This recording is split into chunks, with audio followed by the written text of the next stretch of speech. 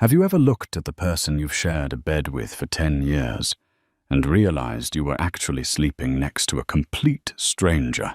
Tom thought he was untouchable. He thought a burner phone, a deleted call log, and the oldest excuse in the book, working late, were enough to fool his wife. He was wrong.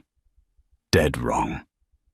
When he walked through that front door, after a night of passion with another woman expecting a hot breakfast and a gullible wife, he didn't find a welcome home committee. He found an empty house, a cold reality, and a set of papers that would ruin his life. But the divorce was just the first domino. What he didn't know was that his wife had been watching the whole time. The digital clock on the nightstand flickered from 2:59 to 3:00 a.m. In the suburbs of Chicago, silence usually felt heavy comforting. But inside the master bedroom of the pristine colonial on Oak Street, the silence was screaming. Sarah sat upright in bed, her back pressed against the cold leather of the headboard. She wasn't crying. Tears were for people who were confused, and Sarah was no longer confused. She was a forensic accountant by trade, a woman who made her living finding the missing pennies in million-dollar ledgers. She knew how to spot a discrepancy. And for the last 6 months, her husband Tom had been a walking discrepancy. Tom's side of the bed was perfectly made, the duvet uncreased. He had called at 6:00 p.m. "Hey babe, it's the Peterson account. Old man Peterson is tearing us a new one. I'm going to have to pull an all-nighter with the team to get this proposal fixed before the merger meeting in the morning. Don't wait up." His voice had been smooth. Too smooth. It lacked the jagged edge of stress that usually accompanied a crisis at the firm. Sarah had said, "Okay, honey. Good luck. I love you." She had said it because she needed him to feel safe. She needed him to feel comfortable. A comfortable man gets sloppy. A scared man covers his tracks. At 3:05 a.m., Sarah picked up her iPad. She didn't open the Find My app. Tom was smart enough to leave his primary iPhone at the office. He'd done it before. The GPS would show him sitting faithfully at his desk at 400 North LaSalle. Instead, Sarah opened the app for the blackened, unobtrusive dashboard camera inside Tom's Audi Q7. Tom loved that car. He loved it more than he loved most people. When he bought it, he bragged about the always-on 4K cloud security system. "If anyone even scratches the bumper while I'm parked," he had told her, "I'll have their face in high definition." He had forgotten that the account was linked to the family email. Sarah watched the live feed. The car wasn't parked in the underground garage of his office building. The GPS coordinates stamped in the bottom right corner of the video feed read the Palmer House Hilton. The car was parked in the valet lot. Sarah zoomed in on the timestamp history. The engine had turned off at 7:15 p.m. He hadn't been at the office. He hadn't been with the team.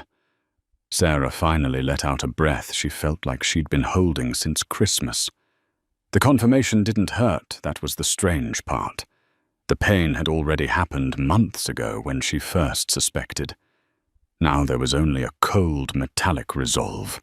It felt like steel hardening in her stomach. She got out of bed, her bare feet silent on the hardwood. She walked to the closet and pulled out a large, heavy suitcase. It was the Samsonite Tom had bought for their anniversary trip to Italy, the trip they never took because work was too crazy. She didn't pack her clothes. She didn't pack her toiletries. She walked to Tom's closet. She began to pack his suits, his Italian leather shoes, his collection of vintage watches. She packed them with the precision of a surgeon. She wasn't throwing them on the lawn that was for amateurs. That was for women who wanted a scene. Sarah didn't want a scene. She wanted an erasure. As she folded his favorite navy blazer, her phone buzzed on the nightstand. A text from her sister Diane. Diane was a divorce attorney in the city, known by her colleagues as the Barracuda. Diane. The PI just sent the photos. Do you want to see them now or wait until morning? Sarah typed back immediately. Sarah, send them. 3 images loaded. They were grainy, taken with a long-range lens, but the subjects were unmistakable. Image 1. Tom laughing at a table in the hotel bar. His hand was resting on the forearm of a woman with blonde hair cascading down her back. Image 2. The woman turning her profile to the camera. Sarah froze. The phone nearly slipped from her hand. It wasn't a stranger. It wasn't a random secretary or a girl he met at the gym. It was Jessica. Jessica who lived 3 houses down. Jessica who had come over for wine nights every Thursday for 2 years. Jessica who had cried on Sarah's shoulder when her own husband left her, claiming she was too heartbroken to ever trust again. Sarah stared at the screen until the pixels seemed to burn into her retinas. The betrayal wasn't just marital anymore. It was domestic. It was intimate. Tom hadn't just cheated. He had brought the enemy into their sanctuary. Sarah looked at the half-packed suitcase. She realized she was thinking too small. Packing his clothes wasn't enough. She needed to dismantle his entire life. By 5:30 a.m., the house looked disturbingly normal, but the infrastructure of Tom's life had been gutted. Sarah sat at the kitchen island, her laptop open, a pot of black coffee steaming next to her. She logged into their joint bank accounts. Tom was the big earner, a fact he liked to remind her of whenever she wanted to renovate the kitchen or take a vacation. I make the money, Sarah. I should get a say in how we spend it. But Sarah managed the money. She knew the passwords, the security questions, the PIN codes. She moved quickly.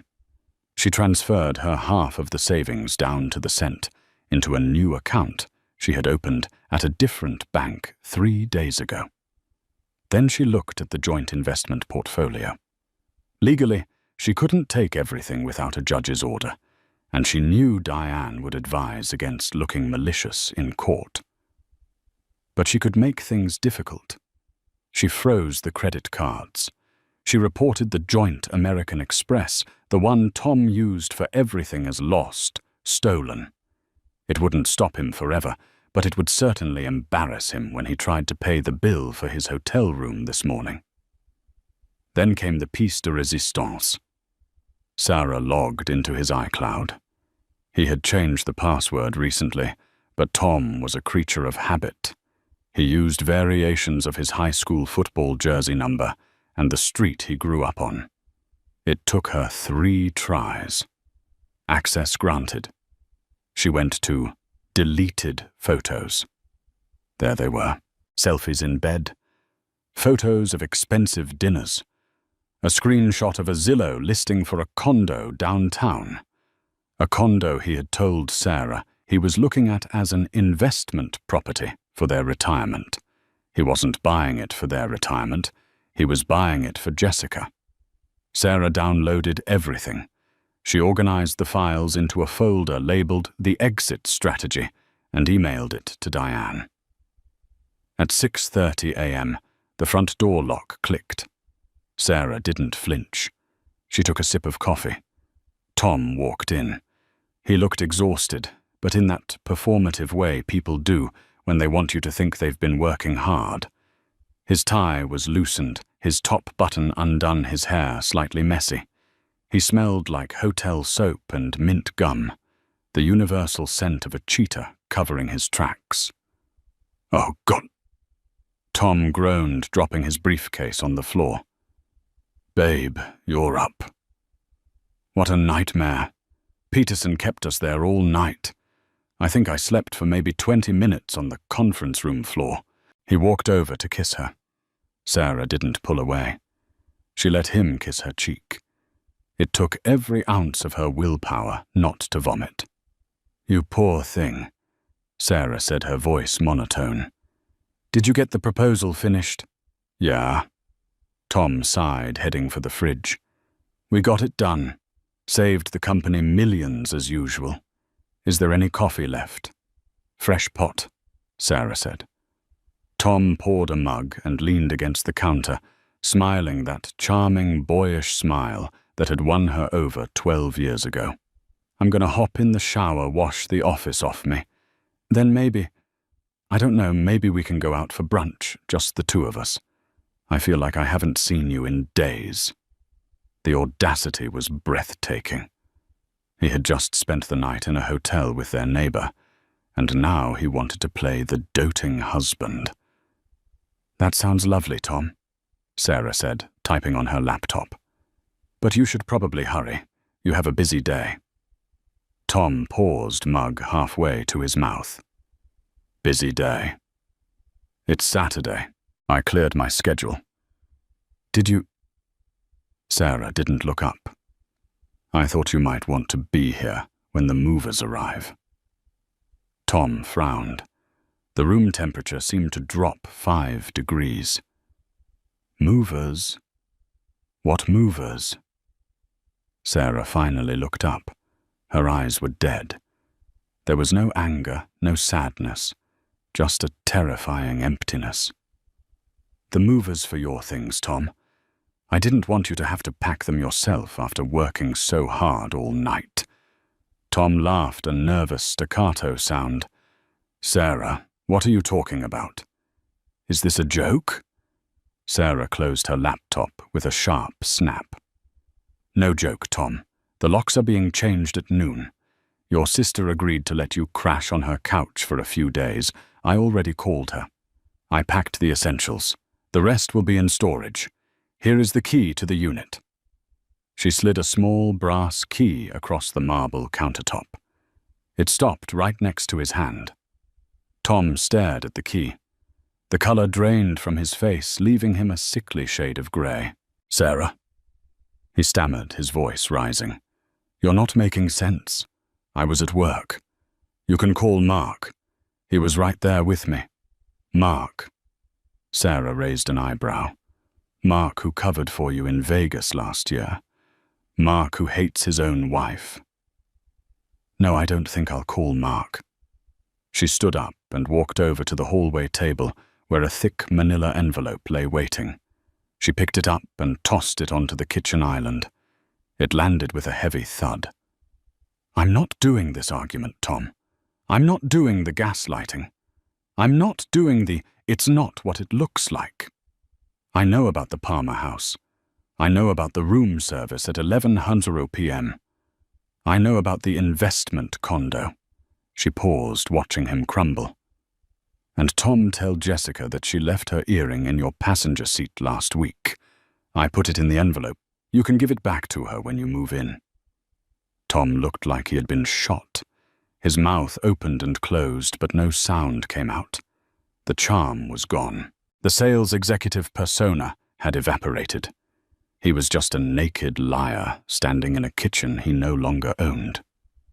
You monitored my car," he whispered, horror dawning on him. "I monitored our assets," Sarah corrected. "Now get out." "You can't just kick me out," Tom shouted, sudden anger replacing the shock. He slammed his hand on the counter. "This is my house. I pay the mortgage. I pay for everything. You're nothing without me, Sarah. You're just a glorified accountant." Sarah smiled. It was a smile that didn't reach her eyes. "Actually, Tom," she said softly, "I'm a forensic accountant, and while looking through our joint finances to separate them, I found something very interesting about that Peterson account you were supposedly working on last night." Tom went still. The anger vanished, replaced by pure, unadulterated fear. "I found the offshore transfer, Tom," she whispered. "The one to the Cayman Islands shell company. The one you didn't declare to the IRS or to your partners at the firm." She checked her watch. It's 7:00 a.m. I haven't clicked send on the email to the IRS whistleblower tip line yet. If you leave right now, and I mean right now, I might forget to do it." Tom looked at the laptop. He looked at Sarah. He looked at the key to the storage unit. He realized then that he wasn't dealing with a heartbroken wife. He was dealing with an executioner. Without a word, Tom grabbed the envelope and the key. He didn't even pick up his briefcase. He turned and walked out the front door. Sarah listened to the Audi start up in the driveway. She listened to it peel away the tires, screeching against the asphalt. She stood in the silence of the kitchen. Then she picked up her phone and dialed. "Diane." "I'm here," her sister answered. "Did he leave?" "He's gone," Sarah said. "Did you tell him about the IRS tip?" "I did." "Did you tell him that you already sent it 10 minutes ago?" Sarah took a sip of her coffee. "No," she said. "I'm saving that for the twist." Tom drove the Audi to the nearest Starbucks parking lot, his hands shaking so hard he could barely grip the steering wheel. He needed a plan. He needed a shower. But mostly, he needed an ally. He dialed Jessica. It rang 4 times before she picked up. "Tom." Her voice was groggy, laced with a hint of irritation. "It's 7:15. We just left each other 3 hours ago. You know I need my beauty sleep." "She knows," Tom blurted out. "Sarah knows everything. About us. About the hotel. She kicked me out." There was a pause on the other end. A long, calculating silence. "What do you mean, kicked you out?" Jessica asked, her voice suddenly sharp. "Like for the weekend?" "No, Jess. For good. She packed my bags. She took the house keys. She froze the joint accounts. So, she froze the money." Jessica's tone shifted from sleepy to alert instantly. "Yeah, but don't worry about that," Tom said quickly, trying to sound more confident than he felt. "I'm the rainmaker. I'll get a lawyer on Monday and unfreeze everything. It's just a temporary setback. Look, I'm coming over. I need a place to crash until I get my condo situation sorted." "Coming over here?" Jessica hesitated. "Tom, the neighbors will see. My ex-husband drops the kids off at 10:00 a.m. It's not a good time." Tom felt a cold knot form in his stomach. This was the woman who just hours ago had whispered in his ear that they were soulmates, and that she wished they could run away together. "Jess, I have nowhere else to go. My sister lives in the city an hour away. I just need a shower and a bed." "Fine," she sighed. "Park down the street. Come in through the back gate. And Tom, don't bring all your luggage. It looks desperate." Tom hung up. He looked at the dashboard. The check engine light flickered on. The car was barely 2 years old. He realized with a sinking feeling that Sarah hadn't just frozen the bank accounts. She had likely cancelled the premium maintenance subscription on the Audi too. She was thorough. He arrived at Jessica's house 3 doors down from his own. He parked 2 blocks away as instructed and walked, dragging his heavy suitcase, feeling like a thief in his own neighborhood. When Jessica opened the back door, she didn't hug him. She was already dressed in yoga pants and a tight tank top, looking perfect. She scanned the yard to make sure no one was watching. "Put the bag in the garage," she whispered. They sat in her kitchen. It was a mirror image of Sarah's kitchen. Same builder, same layout, but colder. "So," Jessica said, leaning against the counter, arms crossed. "She knows about us. Does she know about the other thing?" "The Cayman account." Tom rubbed his temples. "She mentioned it. She said she'd tip off the IRS. But she won't do it. Sarah is risk-averse. If she reports me, the assets get frozen for years. She wants her alimony. She won't burn the money pile she expects to live off of. Are you sure? Jessica asked, eyeing him critically. Because you said she was a mouse. Mice don't usually kick their husbands out at dawn. She's bluffing, Tom insisted, though his voice lacked conviction. I'm going to the office to check the files. I need to make sure the paper trail is clean just in case. Can I borrow your car, Sarah? She might have tracked the Audi. My car is in the shop, Jessica lied smoothly. Tom knew it wasn't. He had seen her white Mercedes in the driveway. Just use Uber. Tom stared at her. He was beginning to see cracks in the porcelain doll. She wasn't offering comfort. She was doing risk assessment. Fine, Tom said. I'll Uber. As he waited for the ride, his phone buzzed. It was a notification from the neighborhood Facebook group, Oak Street Community. He rarely checked it. Sarah usually handled the social obligations, but the preview text made his blood freeze. Sarah Jenkins. Dear neighbors, just a heads up that there will be a truck coming by later to pick up some furniture.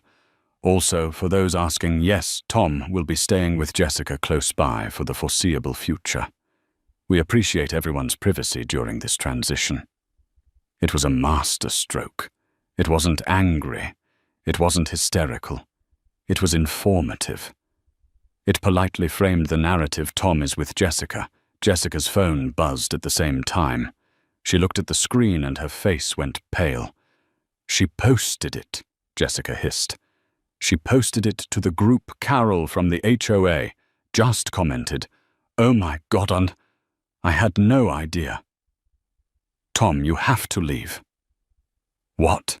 You have to leave. Jessica's voice rose to a screech. I can't be the other woman in the suburbs. I have a reputation. I'm the victim of a bad marriage. Remember, if people think I'm a home wrecker, I'm socially dead here. You are a home wrecker, Jess, Tom shouted, snapping. We've been sleeping together for 6 months. Get out, she pointed to the door. Go to a hotel. Go to your sister's. Just get out of my kitchen. Tom stood there, the realization hitting him like a physical blow. Sarah hadn't just kicked him out of his house. She had played a card that nuked his safe harbor before he could even unpack his toothbrush. He grabbed his suitcase. You're unbelievable. And you, Jessica sneered, are broke. Monday morning arrived with the grim inevitability of a funeral procession. Tom had spent the weekend on his sister's lumpy sofa in a cramped apartment in Wicker Park. His sister Brenda had spent the entire time lecturing him about what an idiot he was, while her cats used his Italian leather suitcase as a scratching post. He hadn't slept. Every time he closed his eyes, he saw Sarah's dead, calm eyes as she slid that key across the counter. He dressed in his wrinkled suit. He hadn't had time to get it pressed, and took the train into the city. He couldn't risk driving the Audi. The registration was in both their names, and he was paranoid she'd report it stolen. He arrived at the firm Sterling and Partners at 8:30 a.m. He needed to get to his computer. He needed to move the Cayman funds before the IRS froze them. He needed to delete the emails. He walked into the lobby, flashing his smile at the security guard, Ralph. Morning, Ralph, Tom said, swiping his badge at the turnstile. Beep, beep, beep, red light. Tom frowned. He swiped again. Beep, beep, beep. Red light. Machine must be a glitching, Tom muttered, looking at Ralph. Ralph didn't smile back. He looked down at his clipboard, avoiding eye contact. Mr. Jenkins, I'm going to have to ask you to wait here. Mr. Sterling wants to see you. I can't let you up to the floor. What? Tom laughed nervously. Ralph, I'm a senior VP. I have a meeting in 10 minutes. Just buzz me in. I can't do that, sir. Ralph's voice was firm. Please step away from the turnstiles. 5 minutes later, the elevator doors opened. It wasn't Mr. Sterling. It was the head of HR, a woman named Karen who Tom had always dismissed as a bureaucratic nuisance, and 2 large men in cheap suits. "Tom," Karen said, her face unreadable. "Please come with us to the conference room on the ground floor." "This is ridiculous," Tom sputtered, but he followed them. The 2 men flanked him like he was a flight risk. Inside the conference room, Arthur Sterling, the managing partner, was sitting at the head of the table. Next to him sat a man Tom didn't recognize, wearing a windbreaker with a badge clipped to his belt. "Arthur," Tom started, "my badge isn't working and Karen is treating me like a criminal." "Sit down, Tom," Arthur said. His voice was cold steel. Tom sat. "This is Special Agent Miller from the IRS Criminal Investigation Division," Arthur said, gesturing to the man in the windbreaker. "And I believe you know why he's here." Tom's heart hammered against his ribs. She did it. She actually did it. "I don't know what you're talking about," Tom lied. "If this is about the Peterson account, I can explain. It was a creative accounting structure to minimize tax liability for the client." "Stop," Agent Miller said. He slid a folder across the table. Tom looked down. It wasn't just the Peterson account. It was everything. Copies of wire transfers, shell company registrations in the Cayman Islands with Tom's signature, emails from his personal account discussing how to hide the skim from the firm, and right on top, a time-stamped report generated by a forensic accountant. "Your wife," Arthur said, his voice dripping with disgust, "sent over a very comprehensive packet on Saturday morning.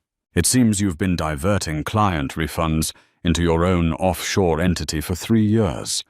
The firm is facing a massive audit because of you." "She's lying," Tom shouted, standing up. "She's crazy. She's doing this because I left her. It's a vindictive divorce. The digital footprint doesn't lie, Mr. Jenkins," Agent Miller said calmly. "We've already verified the IP addresses. You made the transfers from this building. And interestingly, one large transfer was made from the Wi-Fi at the Palmer House Hilton on Friday night. At 2:00 a.m. Tom froze. That was when he had stepped out of bed while Jessica was sleeping to check the balance. "You're fired, Tom," Arthur said. "Obviously. We are pressing charges for embezzlement. The agency is seizing your assets pending the investigation. Your 401k, your bonuses, your stock options, they're all frozen." "You can't do that," Tom screamed. "I earned that money." "You stole it," Arthur corrected. "Karen will escort you out. Do not go to your desk. Your personal effects will be mailed to you." "Mailed to where?" Karen asked, pen poised over a form. "We have the Oak Street address on file." "No," Tom said quickly. I can't go there." "Then give us an address, Tom," Arthur said. Tom realized he didn't have one. "Send it to my sisters," he whispered, giving the address. The walk of shame out of the building was the longest 2 minutes of his life. The lobby was full of junior associates people he had bullied and belittled for years. They watched in silence as he was escorted out by security. He stood on the sidewalk of North LaSalle Street. It was 9:45 a.m. He had no job. He had no car. He had no access to his money. He was facing federal prison time. His phone buzzed. He expected it to be a lawyer. Or maybe Jessica apologizing. It was a notification from his bank app. Alert insufficient funds. He checked the balance of his personal checking account, the only one Sarah hadn't been able to touch initially. It was empty. He scrolled through the transaction history. Pending $15,000, retainer Wolf and Associates Family Law. Sarah hadn't taken the money. She had used his own password, which he hadn't changed in his panic to pay the retainer for her divorce lawyer using his account. She was using his money to destroy him. Tom looked up at the skyscraper he had just been kicked out of. He felt a laugh bubbling up in his throat, a hysterical, manic sound. He had thought he was the main character. He had thought he was the player. He realized now he was just the pinata. And Sarah had just picked up the bat. 3 weeks later, the mediation room at Wolf & Associates smelled of lemon polish and expensive intimidation. Tom sat on one side of the mahogany table, wearing a suit that was visibly too large for him. He had lost 15 pounds. His skin was sallow. His eyes rimmed with dark circles that no amount of sleep could fix, mostly because he wasn't sleeping. Next to him sat Gary, a lawyer he had found on a billboard near the highway, who advertised DUI and divorce easy payments. Gary smelled like stale cigarette smoke and seemed more interested in the free pastries on the sidebar than his client's defense. Across the table sat Sarah. She looked radiant. She wore a cream-colored blouse and a sharp blazer. Her hair was cut in a new, shorter style that framed her face. She didn't look like a victim. She looked like a CEO. Next to her was Marcus Wolf, the most feared divorce attorney in Chicago, a man whose smile was rumored to lower room temperatures.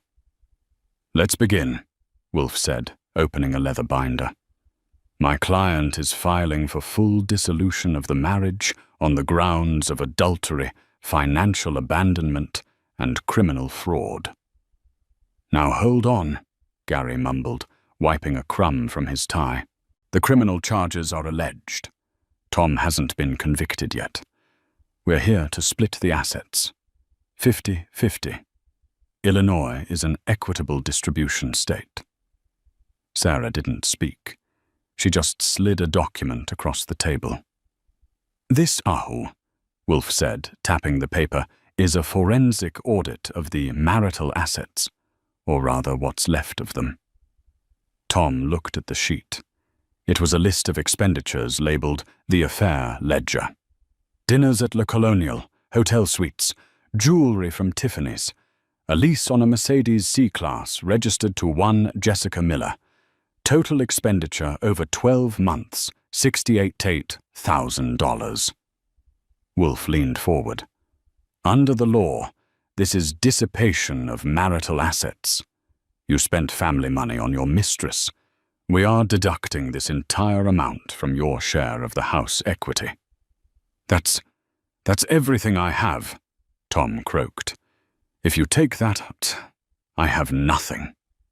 "We're not done," Wolf continued, flipping a page. "Since the federal government has frozen your personal accounts, and the IRS is auditing the joint returns, Sarah is claiming innocent spouse relief. She has proven she had no knowledge of your embezzlement. This means the tax liability, which we estimate to be around $200,000 in penalties, is yours alone." Gary blinked. "But the house on Oak Street. It has $400,000 in equity." "Correct," Wolf smiled. "And we are offering Tom a deal. He signs over his full interest in the house to Sarah today. In exchange, Sarah will not introduce Exhibit B into the criminal trial." Tom looked up, sweat beading on his forehead. "What is Exhibit B?" Sarah finally spoke. Her voice was calm, almost gentle. "The recordings, Tom." Tom's blood ran cold. "What recordings?" "The dashcam in the Audi records audio, even when the car is parked if the sensor is triggered," Sarah explained. "And you and Jessica spent a lot of time sitting in that car talking." She pulled a USB drive from her purse and set it on the table. "I have hours of you two talking, but specifically, The conversation from January 14th. The one where you told Jessica exactly how you altered the PDFs for the Peterson account. The one where you admitted you knew it was illegal, but the idiots at the firm would never catch it. Tom felt the room spin. That recording wasn't just evidence of cheating. It was a confession to a federal crime. It proved intent. If the prosecutor heard that there would be no plea deal, he would go away for 10 years minimum. "If I sign the house over," Tom whispered, "you destroy the drive." "I won't give it to the prosecutor," Sarah corrected. "I keep it, as insurance. You sign the papers, you leave the state, and you never contact me again. If you do, the drive goes to Agent Miller." "Gary." Tom turned to his lawyer, pleading. "Can she do this? Isn't this blackmail?" Gary looked at the USB drive, then at the terrified look on Tom's face. He closed his file. "Tom," Gary said softly, "if that recording exists, you're cooked. Sign the house over. Take the deal." Tom looked at Sarah. He looked for a trace of the woman who used to make him pancakes on Sundays, the woman who had nursed him through the flu. She was gone. With a shaking hand, Tom picked up the pen. He signed away the house. He signed away the furniture. He signed away his life. "One more thing," Sarah said as he finished. "I want the dog." "Buster." Tom's eyes filled with tears. "But he's my dog. I raised him." "Buster requires expensive vet bills and premium food," Sarah said coldly. "You're unemployed and facing indictment. You can't afford him. I'm taking him." Tom dropped the pen.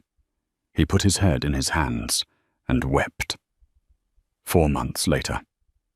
The Chicago winter had set in early, turning the city into a gray, slushy purgatory. Tom sat on the edge of a stained mattress in a basement studio apartment in Gary, Indiana. It was all he could afford. His bank account balance was $42.18. The rainmaker was gone. In his place was a pariah. The criminal case was dragging on. His lawyer, a public defender now since he couldn't afford Gary anymore, was negotiating a plea deal. But it didn't look good. The firm Sterling and Partners was out for blood. They wanted to make an example of him. But the waiting was the hardest part. He was out on bail, but he was trapped. His passport was surrendered.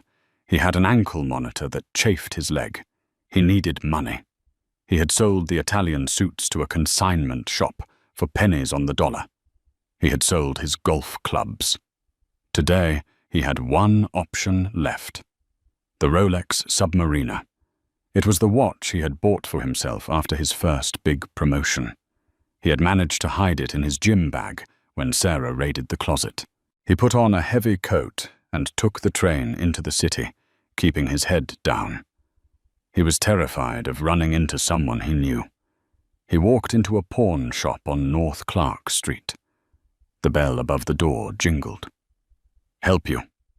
The guy behind the counter grunted. He didn't look up from his phone. "I have a Rolex," Tom said, trying to sound authoritative. "Submariner, mint condition, box and papers." The guy looked up. He took the watch, turned it over, and screwed a loop into his eye. He inspected it for a long minute. "I'll give you $2,000, the guy said. $2,000, Tom gasped. "This is a $12,000 watch. It's a classic. It's a luxury item in a recession." The guy shrugged. "And you look like you need the money fast. Take it or leave it." Tom swallowed his pride. "I'll take it." He walked out with $2,000 bills in his pocket. It felt like a fortune, but he knew it would barely cover rent and legal fees for 2 months. As he walked down the street, clutching the cash in his pocket, he saw a familiar white Mercedes stopped at a red light. It was Jessica. Tom's heart stopped. He hadn't spoken to her since the day she kicked him out of her kitchen. She had blocked his number. She had deleted her social media.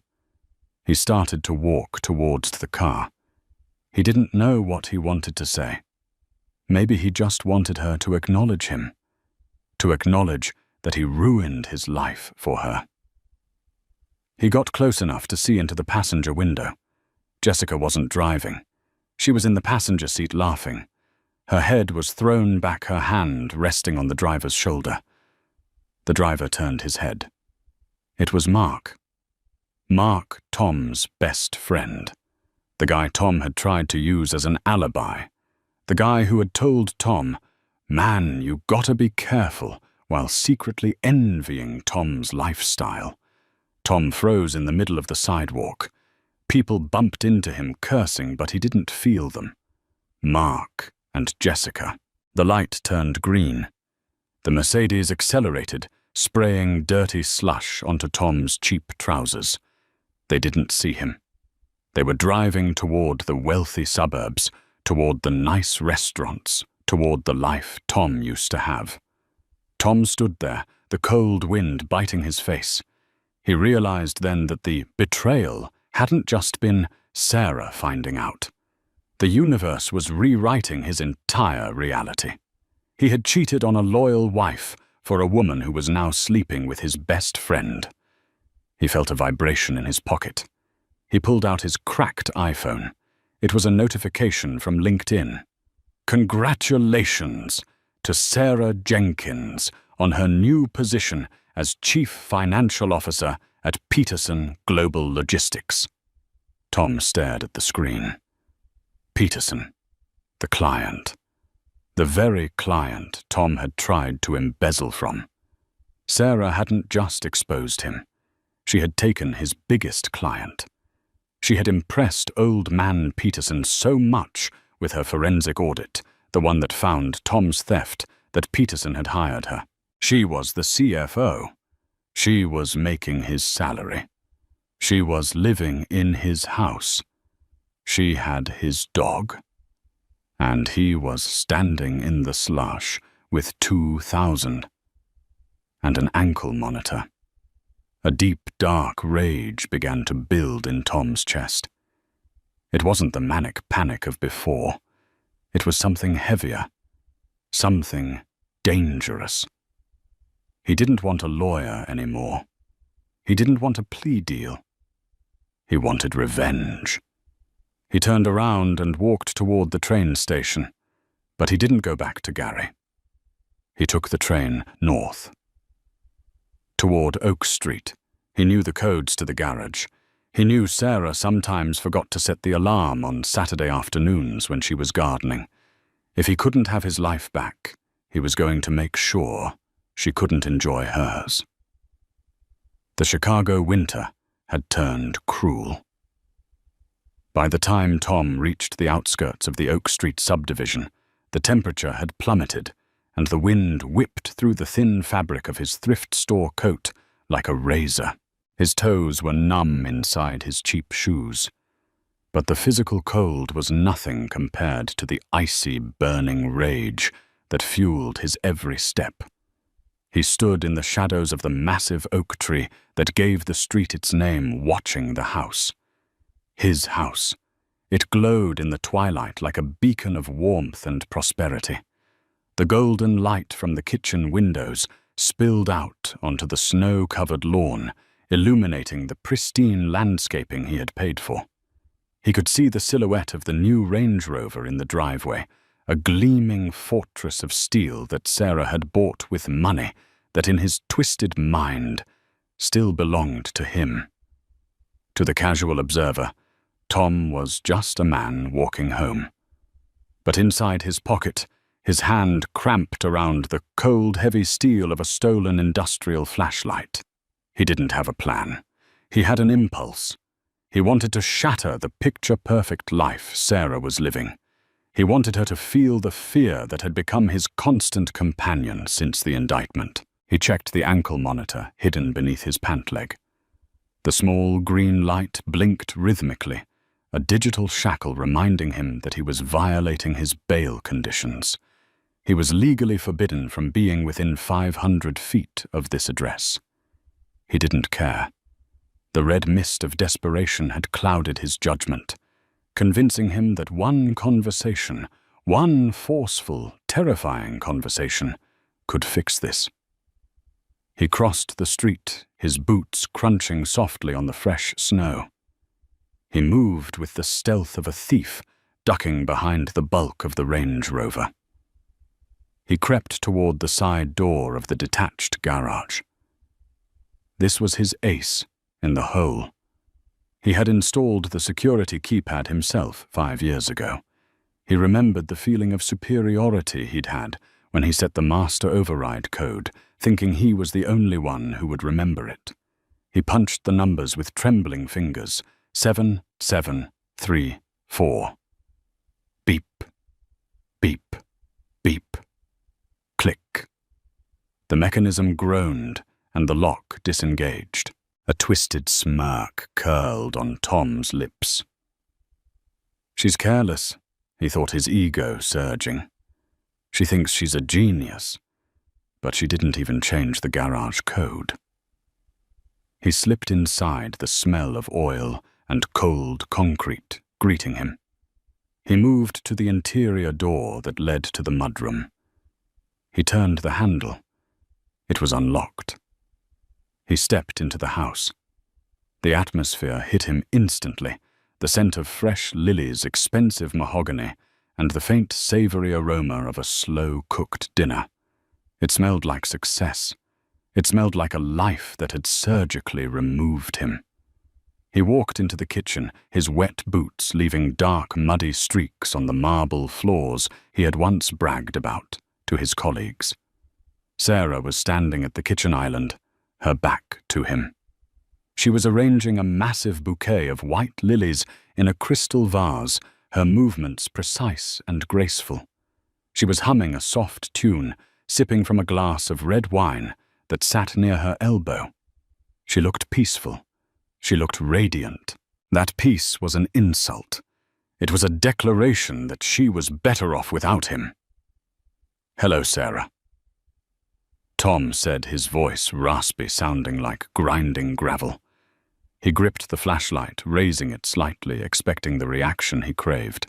He wanted the scream. He wanted the dropped vase. He wanted to see her crumble. Instead, Sarah didn't flinch.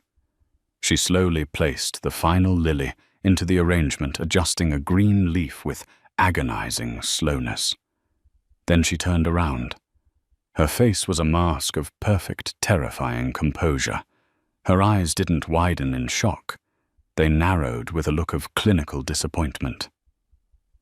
"You're late, Tom," she said, her voice smooth and devoid of fear. "I expected you about an hour ago." Tom froze, the adrenaline stuttering in his veins. He took a step back, confused. You expected me?" Sarah took a sip of her wine, savoring the vintage. "I know you pawned the Rolex today," she said casually, as if discussing the weather. "I never removed the insurance policy on it. I got an alert the moment the serial number was run through the pawn shop's database, and then I saw the charge for a Metro train ticket to the suburbs on that old joint credit card you tried to reactivate this afternoon. You really are predictable, Tom. A criminal always returns to the scene of the crime." "Shut up!" Tom shouted, the humiliation igniting his temper. He stepped forward, brandishing the flashlight like a club.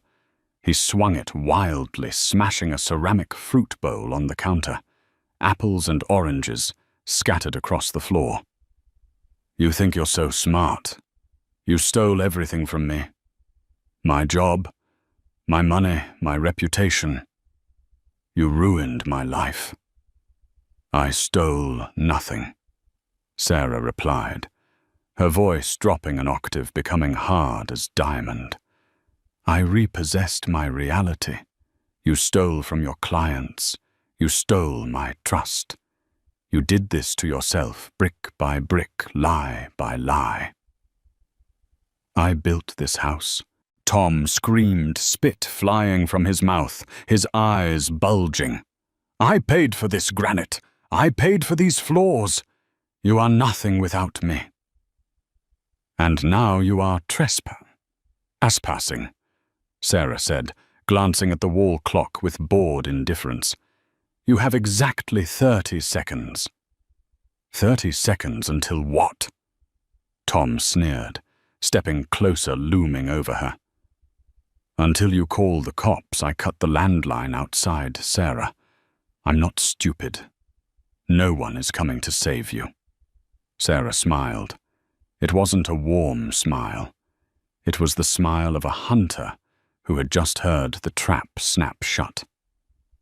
Oh, Tom, you really haven't been paying attention to the upgrades I've made since you left. She pointed a manicured finger toward the upper corner of the ceiling. A small, angry red light blinked steadily on a sleek black camera lens. That camera is equipped with military-grade facial recognition. She explained, her tone almost educational. It's linked directly to a private security firm. The moment you walked into the garage, the system identified you. It cross-referenced your biometrics with the active restraining order on file. It triggered a silent panic alarm to the Oak Street Police Department before you even opened the mudroom door.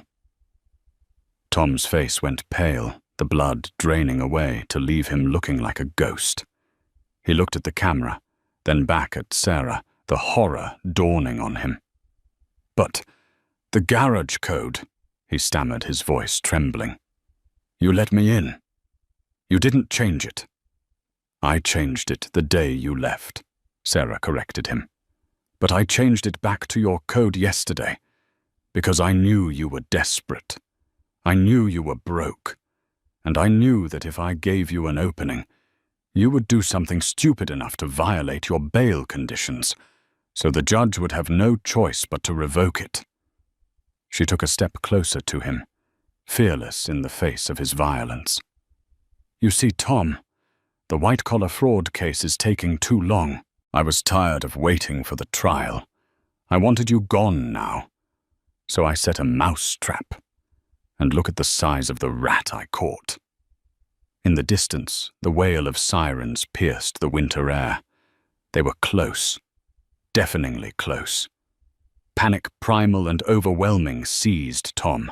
He spun around, sprinting back toward the mudroom door. Click, thud. The sound of a heavy electronic deadbolt engaging echoed through the kitchen. He grabbed the handle. It wouldn't budge. He scrambled toward the front door, slipping on the wet floor, and lunged for the knob. Click, thud. Smart home integration, Sarah said, leaning against the counter, watching him scurry like a trapped animal. I locked every exit from my phone while you were screaming about the granite. You're sealed in, Tom. Tom pounded on the heavy oak door, his fists bruising against the wood. Blue and red lights washed over the living room walls, flashing through the windows, turning his sanctuary into a disco of doom. Tires screeched in the driveway. Car doors slammed. Open the door! Tom screamed, tears streaming down his face, the flashlight clattering to the floor. Sarah, please. They'll put me in jail. I can't go to federal prison. Please. You should have thought about that before you booked that room at the Palmer house, Sarah said softly, finishing her wine. The front door burst open with a crash. 3 officers in tactical gear stormed the hallway, guns drawn. Police, drop the weapon. Get on the ground. Now. Tom collapsed to his knees, sobbing uncontrollably. His hands raised in surrender.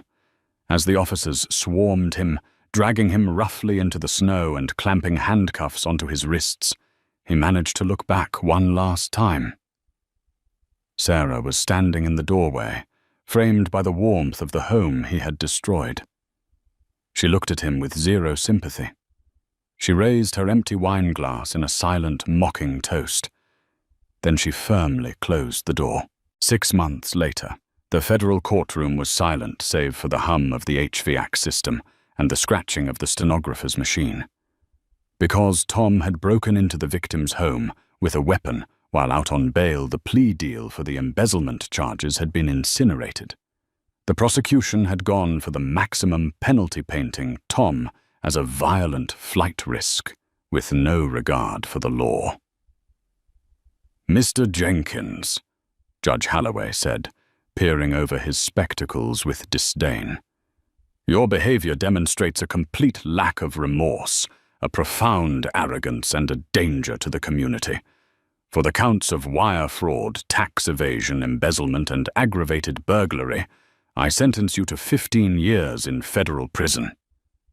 The gavel came down with a finality that echoed in Tom's bones. He was led away in a bright orange jumpsuit, shackled at the waist and ankles. He scanned the gallery, desperate for a friendly face. There was no one. Mark was gone.